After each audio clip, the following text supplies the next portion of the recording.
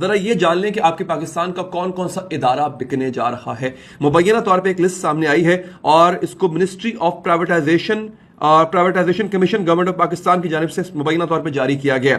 ناظرین اس میں Pakistan international air lines آپ کی پی آئی اے بکنے جا رہی ہے. سب سے بڑا پی آئی اے کا خسارہ اب جو ہے وہ وزارت خزانہ نے کہا ہمارے پاس پیسے نہیں ہیں, ہم نہیں پیسے دے سکتے آپ کو, انہوں نے ہاتھ کھڑے کر دیے اپنے. پی آئی اے بکنے جا رہی ہے. پھر جناب state life insurance, state life بکنے جا رہی ہے. ہاؤس بلڈنگ فائنانس کارپوریشن گئی. فرسٹ وومن بینک گیا.